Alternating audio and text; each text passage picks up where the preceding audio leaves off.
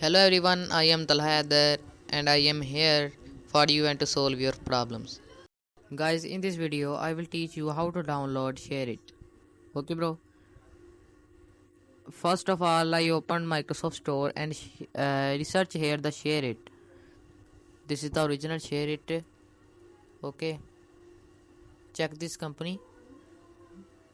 It only have a one app SHAREit. Okay, its rating is average. Okay. I would like to install from here and go to Edge browser and search here SHAREit 2024. Okay, open this website SHAREit.u SHAREit. Okay, after that and click on Windows. Okay, it is automatically downloading. Okay, you open it and accept. Okay, you can choose the path where you download the SHAREit.